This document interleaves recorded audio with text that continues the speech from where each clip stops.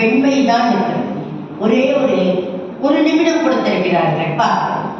இயற்கையின் உந்துதலில் இளமையுடன் இலையாகி காயாகி கனியாகி மீண்டும் விதையாகி வேரூன்றி பலன் கொடுக்கும் தருக்களின் தன்மையோடு உயிர்ப்பாக உழவிக் கொண்டிருக்கும் அனிதார்கள் டேவிட் அவர்கள்.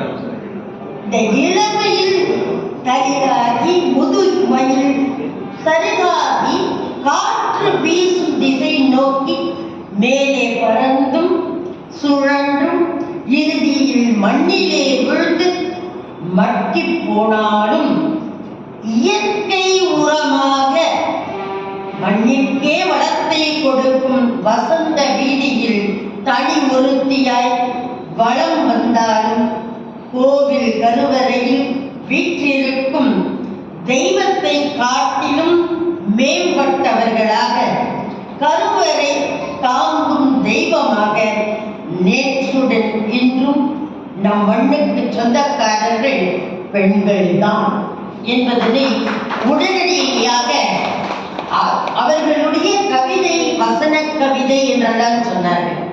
நான் சொல்கிறேன், இது ஒரு மீமொழி கவிதை. மீமொழி கவிதைகளை வாசிக்க வாசிக்க நாம் எத்தனை முறை வாசித்தாலும் புதுமையாகத்தான் இருக்கும்.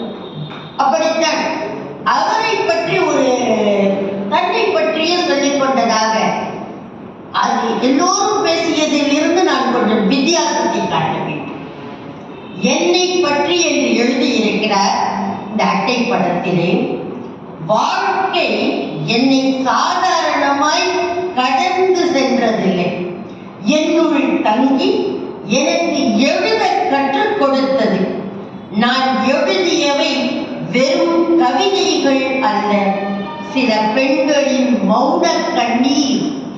இதுக்கே நீங்க கைத்தட்டணும். அந்த உணர்ச்சிகள் சில இதயங்களின் சொல்லப்படாத காதல், சில உறவுகளின் உடைந்த நம்பிக்கை, சில மனிதர்களின் மீண்டு எழும் துணிச்சல்.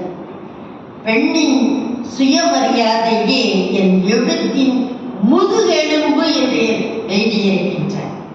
அந்த சுயமரியாதை வேண்டும் என்று எத்தனையோ பேர் பாடுபட்டாலும் இப்படிப்பட்ட கவிஞர்கள் நம்முடன் இருக்க இருக்க நமக்கான பலமாக நான் நினைக்கின்றேன்.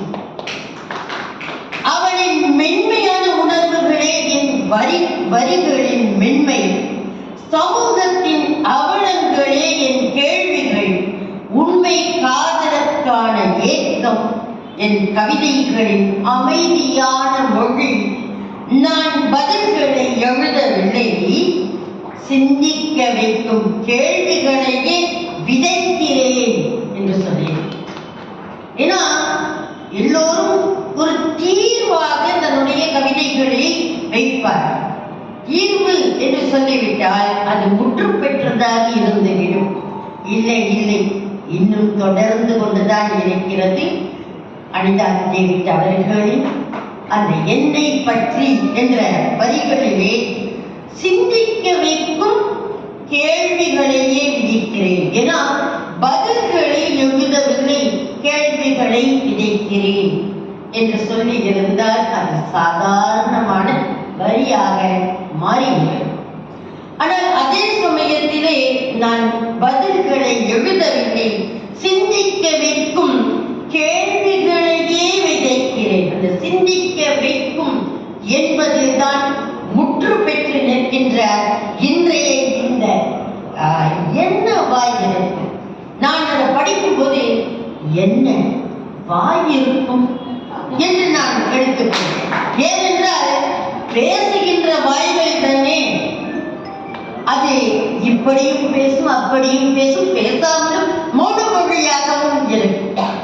அதனால்தான் என்ன வாய் இருக்கும் என்று நான் எடுத்துக்கொண்டேன்.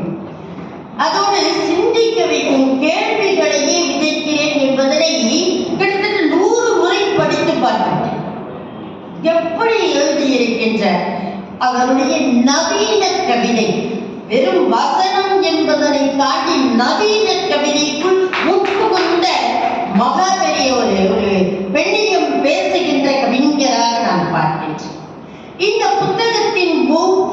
பக்கமும் என் மனத்திலிருந்து உங்கள் மனத்திற்கு ஒரு சீரான பயணமாக, சீரிய பயணமாக தந்திருக்கின்ற கொஞ்சம் சீற்றமும் அங்கு இருக்கத்தான் செய்கிறது.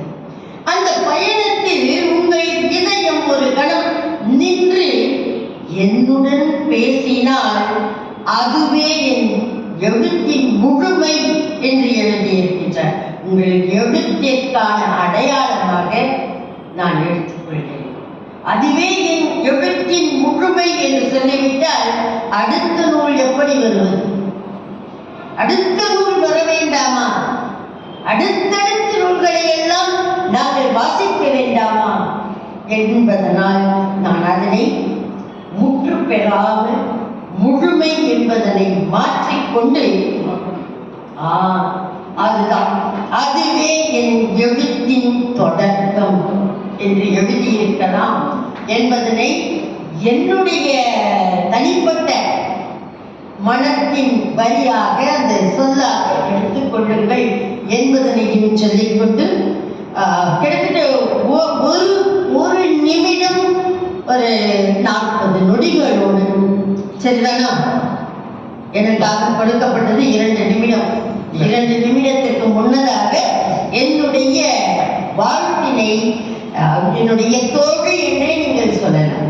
அந்த அளவிற்கு அற்புதமான கவிதைகள். நான் கவிதைக்குள் சென்றேன் என்றால் எனக்கான நேரம் எனக்கே அப்படித்தான் இருக்கும். ஸ்ரீராம் சகோதரருக்கெல்லாம் தெரியும், நன்றாகவே தெரியும்.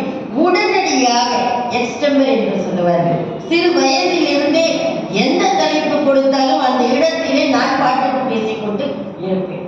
அதற்காக வேறு மாதிரி நான் பாட்டுக்கு அப்படின்னா வேறு மாதிரி யோசிக்க வேண்டும் என்பதனை சொல்லிக்கொண்டு நான் எழுத்தாளர் தாண்டி படைப்பாளியை நான் பல்லாயிரத்தாண்டு வாழ்க உங்களுடைய தமிழ் ஆர்வத்தோடு இப்படிப்பட்ட கவிதை நூல்கள் வெளிவருவது என்பது மிக மிக மிக அபூர்வமான ஒன்றாக நான் பார்க்கின்றேன். ஏனென்றால் நீமொழி கவிதைகள் பலரும் எழுதுவார்கள். ஆனால் அது சிந்திக்கத்தக்கவையாக இருக்குமா என்பது கேள்வி. ஆனால் அனிதாவோட ஒவ்வொரு சீர்களும் என்று நாங்கள் சொல்வோம். ஏன்னா மரபு ஆசான் முன்னாடி நான் சொல்றேன் அப்படின்னு அவர் சொல்லிட்டதால ஒவ்வொரு சீர்களிலும் சீரிய கருத்து தான் நிலைத்திருக்கின்றது. அது நிலை பெறட்டும் என்று மீண்டும் ஒரு முறை வாழ்த்திக் கொண்டு என்னுடைய வாழ்த்துறையை முறையாக தெரிவித்துக் கொண்டு அனைவர் முன்னிலையும் தெரிவித்துக் கொண்டு இடம் சார்கிறேன். நன்றி. ஒரு மனம்